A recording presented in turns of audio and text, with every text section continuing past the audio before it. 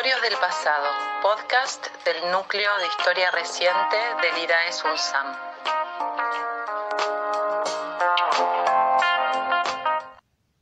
En estos momentos, miles de ciudadanos, hombres y mujeres en todo el país, en todos los pueblos, en las pequeñas granjas, en las ciudades y en esta Plaza de Mayo histórica que ha marcado rumbos a través de la historia nacional, ustedes, los argentinos, están expresando públicamente el sentimiento y la emoción retenida durante 150 años a través de un despojo que hoy hemos lavado.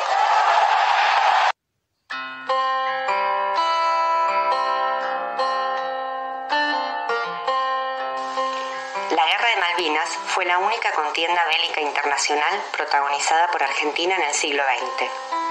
El conflicto con Gran Bretaña por la soberanía de las Islas Malvinas, Georgias y Sandwich del Sur se remontan a 1833, cuando Inglaterra tomó el archipiélago por un acto de fuerza ilegal. Sin embargo, la guerra se produjo casi 150 años después, durante la última dictadura militar argentina. Luego de 6 años en el poder, el 2 de abril de 1982, el régimen militar decidió llevar adelante un operativo para recuperar las islas tan largamente reclamadas. ¿Cómo es posible explicar que Argentina se embarcara en un conflicto armado contra la segunda potencia de la OTAN por unos territorios helados y perdidos en el Atlántico Sur? ¿Cuál fue la estrategia política que permitió que el régimen iniciara esta guerra? ¿Por qué amplios sectores sociales dieron su apoyo a una guerra declarada por una dictadura que había secuestrado, torturado y asesinado a miles de ciudadanos en los 70?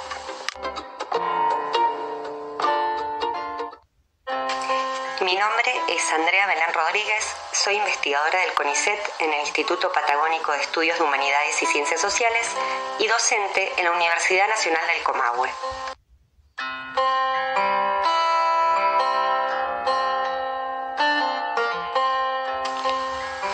Afirmaba el entonces presidente Galtieri el 2 de abril, la movilización de cientos de ciudadanos a esa histórica Plaza de Mayo y a otros espacios públicos a lo largo y ancho de la Argentina da la pauta que la Junta Militar no se había equivocado en su estrategia política.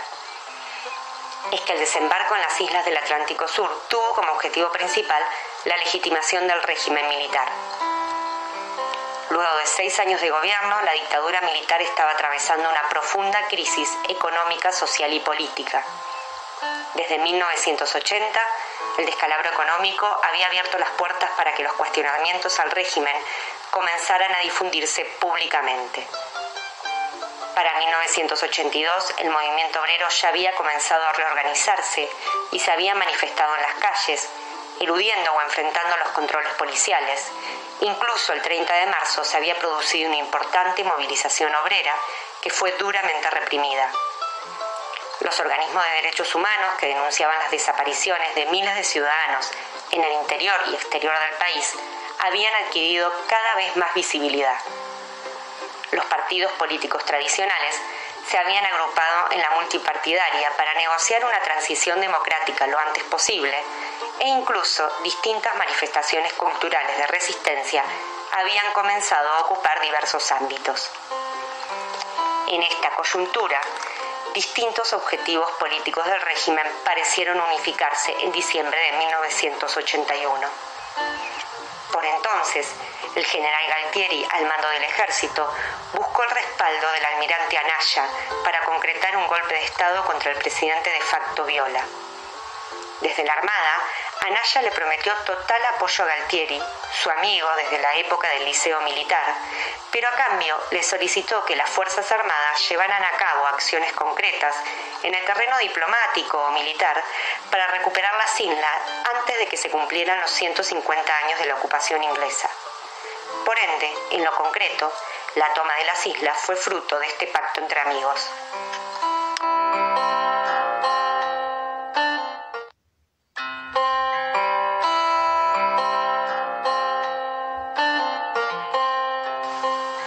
mientras las negociaciones diplomáticas se sucedían sin lograr ningún acuerdo, los planes del operativo de desembarco comenzaron a tomar cuerpo.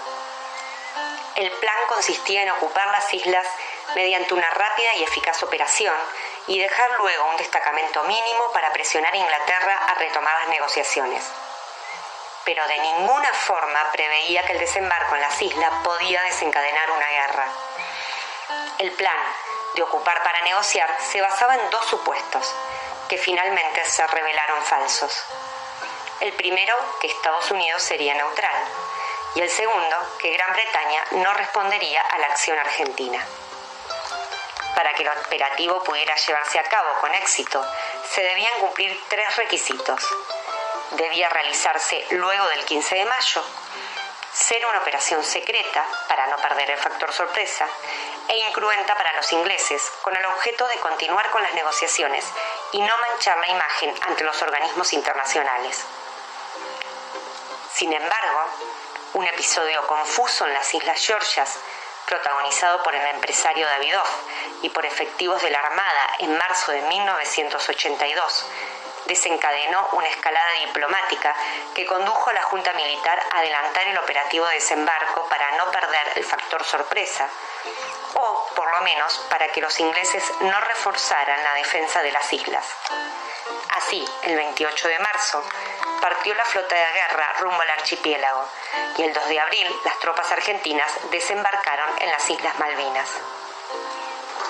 Por 74 días, las islas pasaron al dominio argentino y durante ese tiempo el régimen gozó de una popularidad inusitada. El contraste entre la movilización obrera del 30 de marzo y la reacción popular 3 días después con la noticia del desembarco demuestra una cuestión evidente: el éxito de la estrategia política de la dictadura.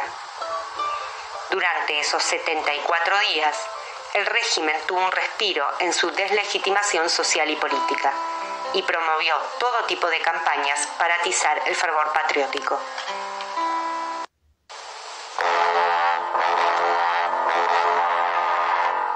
Mi país me necesita. ¿Qué puedo hacer por mi país? Trabajar con responsabilidad, incansablemente, aceleradamente, porque el país no se puede parar. Todo lo contrario.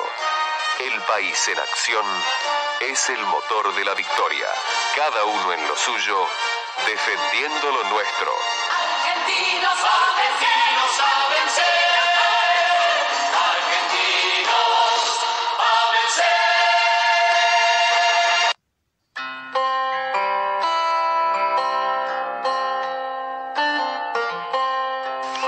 Durante la guerra hubieron numerosas movilizaciones populares, algunas convocadas oficialmente, por ejemplo, mediante la propaganda Argentinos a vencer que recién escuchamos, y otras que provenían espontáneamente de diversas instituciones sociales. Comunicados en la prensa dando su apoyo a la guerra, filas de voluntarios donando sangre, estudiantes escribiendo cartas a los soldados en las islas, mujeres tejiendo ropa de abrigo para los combatientes y colectas que fueron éxitos televisivos, fueron escenas cotidianas entre el 2 de abril y el 14 de junio de 1982. ¿Cómo explicar ese respaldo masivo a una operación militar llevada adelante por una dictadura en crisis? Si la estrategia política de la Junta Militar fue exitosa, es porque el régimen sabía y compartía lo que Malvinas significaba para la gran mayoría de la sociedad argentina. Es que, para 1982, Malvinas se había convertido en un símbolo que hacía referencia a una causa nacional profundamente arraigada en la cultura y política argentinas. En términos generales, desde fines del siglo XIX, pero principalmente a partir de 1930, el reclamo diplomático por la recuperación de las islas ocupadas ilegalmente por Gran Bretaña alcanzó la condición de causa nacional y popular de fuerte arraigo en el imaginario nacionalista territorial. En una Argentina inmigratoria, la propagación de un nacionalismo encarnado en el territorio, uno de los pocos elementos comunes a la variopinta población que residía en el país, fue una política fundamental desplegada por el Estado con el objeto de construir una identidad nacional homogénea y evitar los conflictos. Así, las distintas instituciones estatales, como la escuela y las Fuerzas Armadas, promovieron todo tipo de acciones con el objetivo de incentivar y difundir el amor a la patria. Como escucharemos en la siguiente canción de homenaje a los soldados del ejército argentino del año 1980, este amor encarnaba en el territorio y se promovía mediante la enseñanza de la lengua, la geografía y una historia común basada en gestas, héroes, los rituales y los símbolos nacionales, entre otros.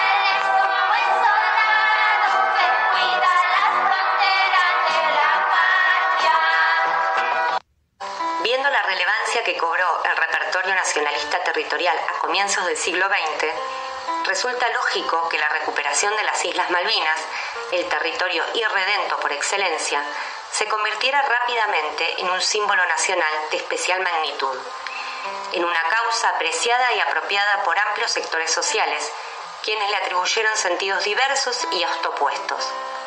Desde esa lógica, la República no lograría cumplir con su destino de grandeza hasta tanto no alcanzara su integridad territorial cuando las islas retornaran a manos argentinas. De allí que la consigna y el mandato "las Malvinas fueron, son y serán argentinas" se convirtió en una marca identitaria para gran cantidad de argentinos. Para 1982, la causa nacional estaba plenamente construida y arraigada en amplios sectores sociales, inclusive las Fuerzas Armadas. Ello explica tanto la decisión de la Junta Militar de ocupar esos y no otros territorios, como el amplísimo respaldo popular del que gozó la iniciativa por parte de sectores de todo el arco político. Sin embargo, es importante incorporar otras variables en el análisis de esas actitudes sociales para que la explicación no se circunscriba a un automático apoyo a una causa nacional. En tal sentido, deberíamos tratar de identificar cuál era realmente el objeto del apoyo popular. La guerra, la dictadura, la causa de soberanía, los soldados en las islas, el respaldo masivo a la guerra o a la causa nacional, ¿implicaba desconocer y silenciar los cuestionamientos a la dictadura en otros planos?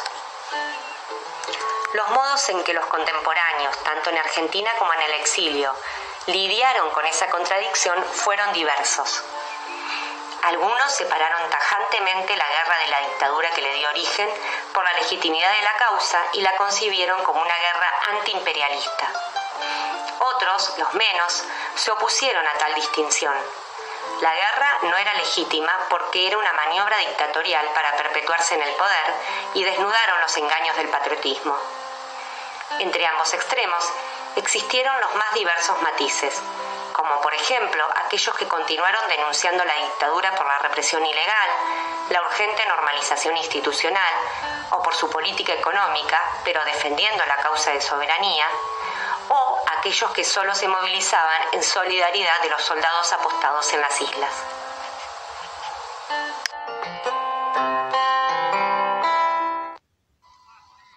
El combate de Puerto Argentino ha finalizado.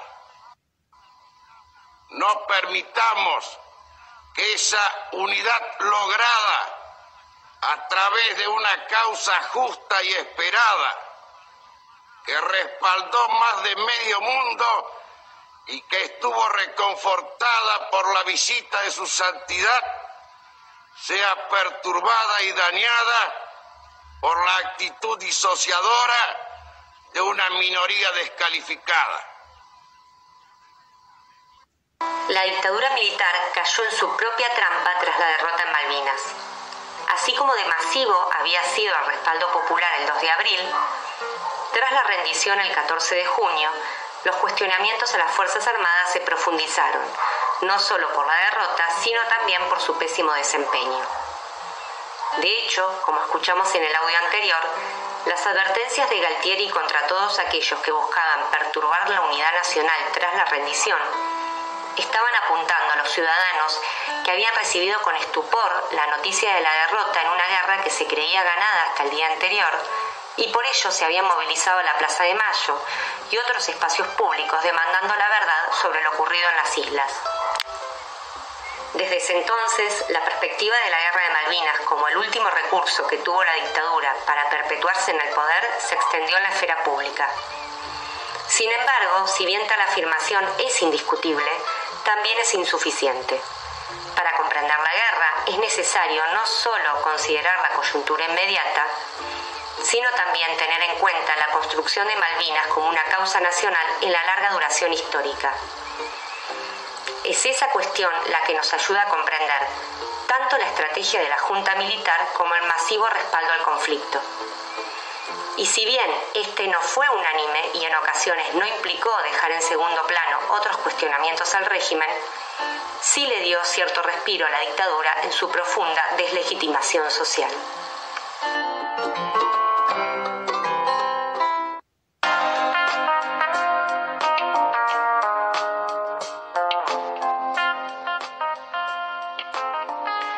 Esto fue Territorios del Pasado. Si querés comunicarte con nosotros, podés escribirnos a nucleohistoriareciente@gmail.com o buscarnos en las redes. En Twitter somos @nucleoidaes y en Facebook Núcleo de Historia Reciente y Daes UNSAM.